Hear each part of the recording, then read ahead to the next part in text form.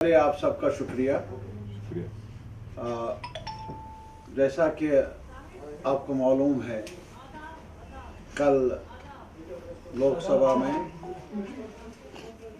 सरकार की तरफ से कई बिल्स पेश हुई और अप्रूवल भी मिला उनको लोकसभा में।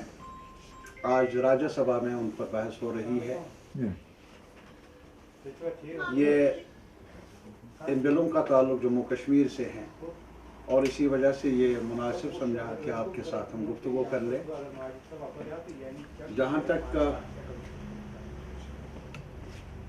जो नॉमिनेशन के बारे में कई सेक्शंस को असेंबली में नॉमिनेशन देने का, नॉमिनेट करने का जो बिलों में तज़किरा है, हमारी राय में ये रीऑर्गेनाइजेशन एक्ट के तहत किया गया। रीऑर्गेनाइजेशन एक्ट को पहले ही हम में से कई सियासी लीडरों ने और मुल्क की काफ़ी अहम शख्सियतों ने ऑनरेबल सुप्रीम कोर्ट में चैलेंज किया है और उनकी हियरिंग भी हुई है। काफ़ी बहस मुबाहिसा भी हुआ ऑनरेबल सुप्रीम कोर्ट में। गवर्नमेंट ऑफ इंडिया ने भी अपना मौक़िफ़ सामने रखा सुप्रीम कोर्ट में अपने वकला के ज़रिए, और पिटिशनर्स ने भी, जिसमें CPIM भी शामिल है, हमने भी अपने वकला के ज़रिए तफसीलन अपने दलाइल पेश किए और हियरिंग का प्रोसेस भी मुकम्मल हुआ और जजमेंट का इंतज़ार है। और हमें उम्मीद है कि जजमेंट जम्मू कश्मीर के आवाम के हुकूक की बहाली के बारे में होगा, इंसाफ पर मुबनी होगा और अनकरीब ये जजमेंट डिलीवर भी होगा। गवर्नमेंट ऑफ इंडिया को चाहिए था कि वो इंतज़ार कर ले। जिस एक्ट के ज़रिए ये इन बिलों को लाया गया नॉमिनेशन के बारे में, वो एक्ट बज़ात खुद उसे चैलेंज किया गया है। उस बारे में हम सब आज इंतज़ार कर रहे हैं जजमेंट का। तो इसलिए मुनासिब ये था क्या जजमेंट का इंतज़ार किया जाता, जल्दबाजी से काम नहीं लिया जाता। वैसे भी जहाँ तक असेंबली में नॉमिनेशन का ताल्लुक है, अभी असेंबली के चुनाव के बारे में कुछ कहा नहीं गया। न इलेक्शन कमीशन ने अभी तक कुछ कहा और न ही सरकार की तरफ से कोई जवाब मिला। और पहली बार, जैसा कि हमने बार बार कहा, जम्मू कश्मीर के आवाम को डिसएम्पावर, बेअख्तियार बनाने में सरकार बज़िद है। बीजेपी ने आज तक कोई ऐसा कदम उठाया नहीं। 2019 5 अगस्त के साथ साथ आज तक जिसमें ये लगे जम्मू कश्मीर के जो एस्पिरेशंस हैं आवाम के, उनको पूरा करने में कोई प्रायोरिटी है बीजेपी के पास, बीजेपी सरकार के पास। और यहाँ तक जो कॉन्स्टिट्यूशनल एक यूनिवर्सल राइट है असेंबली चुनने का, अपने नुमाइंदे चुनने का, जो हक यूनियन टेरिटरीज़ में भी है, हासिल है, स्टेट्स को भी हासिल है। और हमारे मुल्क में आज एक भी जगह ऐसी नहीं है जहां असेंबलियों का चुनाव हुआ नहीं। कोई भी खता, चाहे वो स्टेट हों या यूनियन टेरिटरीज हों, असेंबली के बगैर है, सिवाय एक खता, वो जम्मू कश्मीर है। और कल जो चर्चा की होम मिनिस्टर ने पार्लियामेंट में, उन्होंने कहा कि 70 साल की हिस्ट्री को बदल दिया, वाकई बदल दिया।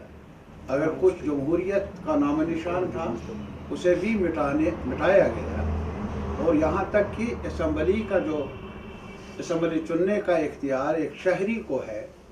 जम्मू कश्मीर को उससे भी महरूम रखा गया और आज भी उस बारे में ज़रा भर भी जल्दबाजी दिखने को नहीं मिलती है सरकार के पास, सरकार के रवैये से।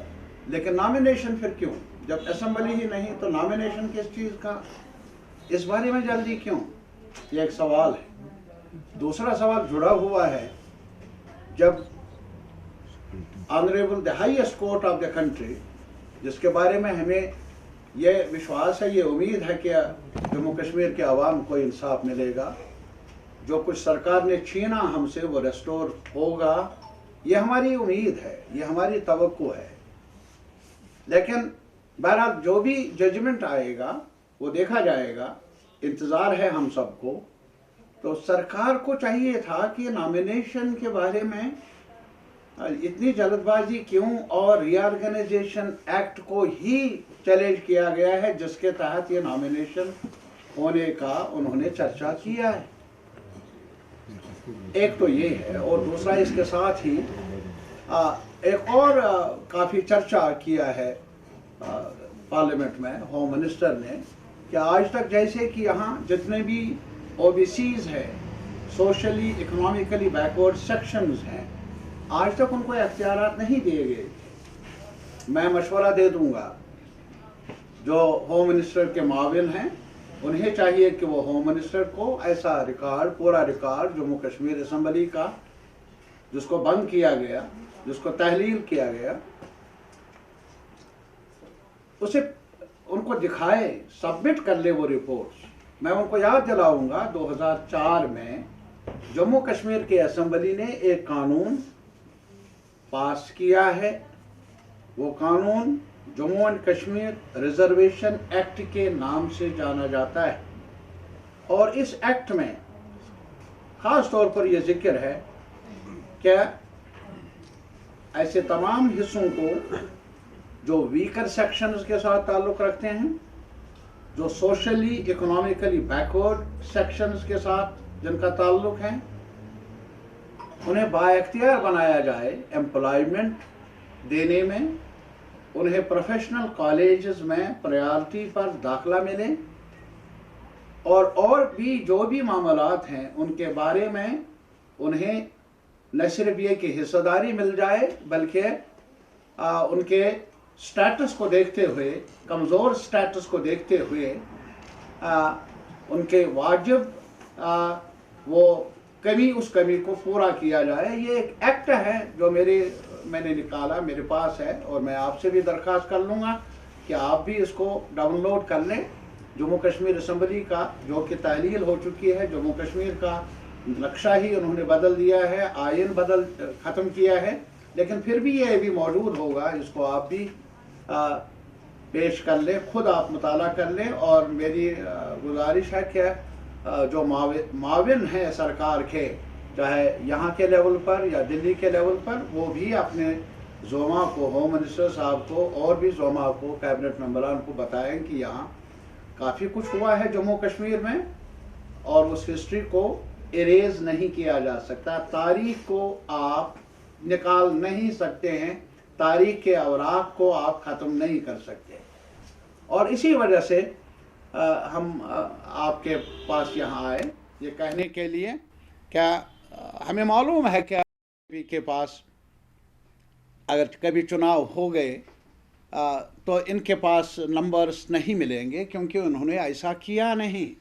पहले इन्होंने कोशिश की थी एक सेक्शन को दूसरे सेक्शन, जम्मू को कश्मीर के बारे में गलतफहमियाँ पैदा करने, लेकिन वो गलतफहमियाँ भी धीरे धीरे दूर हो रही है। आज जिन सेक्शंस के बारे में नॉमिनेशन का जिक्र कर रहे हैं, वुमेन्स के बारे में, मैं उनको बताऊंगा, पहले भी यहाँ नॉमिनेटेड वुमेन मेंबर्स हमारे असेंबली में रही हैं। आज जिन डिस्प्लेस्ड पर्सन्स के बारे में, कम्युनिटी के बारे में, जैसे कि कश्मीरी पंडित हैं, मैं उनको याद दिलाऊंगा, कॉन्स्टिट्यूएंट असेंबली में डीपी धार साहब एक बड़े चोटी के लीडर थे जिनका इंतखाब हुआ कश्मीर से, जिसमें सिर्फ वोट नहीं मिले उनको उस कम्युनिटी से जिसके साथ उनका ताल्लुक़ रहा, बल्कि अक्सरियती कम्युनिटी ने भी बखुशी उनको भी उतना ही इस्तकबाल किया जितना और जो बड़े लीडर थे, बड़े रहनुमा थे कॉन्स्टिट्यूएंट असेंबली में। और इसके अलावा मैं ये भी याद दिलाऊंगा, अभी रीसेंट हिस्ट्री है, 96 में जब चुनाव हो गए, प्यारेलाल हुंडू साहब जो बाद में लॉ मिनिस्टर भी बने फारूक साहब की सरकार में, उनका चुनाव हुआ, उन्हें नॉमिनेट नहीं किया गया। और उस चुनाव में जहां कश्मीरी पंडितों ने उनके हक में वोट दिया, वहां मुसलमानों ने भारी अक्सरियत से उनको कामयाब किया। इसी तरीके से और भी कई मेंबरान जो बाद में मिनिस्टर भी बने या और बड़े अहदों पर रहे, उनका इंतखाब कश्मीर में एक साथ मिलकर दूसरे मेंबरों की तरह जमहूरी ढंग से उनको भी अपना वोट दिया, उनको चुना नुमाइंदगी के लिए। ये एक तारीख़ है जिसको मसक नहीं किया जा सकता। तो इस वजह से हमारा सिर्फ यही कहना है कि जो भी करना हो, अब बहुत झूठ फैलाया गया, अब हिस्ट्री को भी मसक किया गया और मसक ना किया जाए, ये मेरा मशवरा है बीजेपी के ज़ोमा को। और ना जीते वो चुनाव, अब बैकडोर से वो एंट्री निकाले। नॉमिनेशन मीन्स एलजी साहब नॉमिनेट कर लेंगे।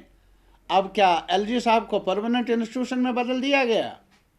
ये तो कह रहे थे कि यूनियन टेरिटरी का स्टेटस बदल देंगे, स्टेट को रेस्टोर कर लेंगे। और हमें उम्मीद है क्या सुप्रीम कोर्ट भी फैसला देगी, उस नाइंसाफ़ी जो भी नाइंसाफ़ियाँ हुई हैं हमारे साथ, उनको दूर किया जाएगा। तो इस वजह से हम ये चाहते हैं कि जहाँ तक कश्मीरी डिस्प्लेस्ड पर्सन्स हैं और लोग हैं इस किस्म के, उन्हें वाकई बाइख्तियार बनाया जाए, उन्हें और हुकूक मिलें, सब जो भी लोग हैं यहाँ उनकी तरह। लेकिन उनके मिज़रीज़ को, उनकी तकलीफ़ को सियासी तंग नज़र सियासी मफादात के लिए इस्तेमाल ना करे बीजेपी, ये हमारा मशवरा होगा। ये पूरे समाज के लिए ज़रूरी है और ये माइनॉरिटीज़ के लिए भी ज़रूरी है, ये उनके लिए भी ज़रूरी है जिनको काफ़ी तकलीफ़ों का सामना करना पड़ा है आज तक। और वादे नहीं, झूठ नहीं, बल्कि रेस्टोर कर लीजिए जम्मू कश्मीर में डेमोक्रेसी को। और जमहूरी अमल से ही पता चलेगा कौन कितना पानी में है, जमहूरी अमल से ही बाइख्तियार बनने का मौका मिलेगा यहाँ के अवाम को, हर सेक्शन को। ये हमारा मशवरा है और ये हमारी अपील भी है और जमहूरी क़ुव्वतों से कि वो भी ये जो गलतफहमियाँ पैदा की जा रही है, ये भी जो हक़ाइक़ को मसक करके पेश किया जाता है, रोक ले इस सरकार को, जिन्होंने बहुत कुछ गलत किया है जम्मू कश्मीर के आवाम के साथ, और गलत ना कर ले। ये हमारा मशवरा है। Thank you.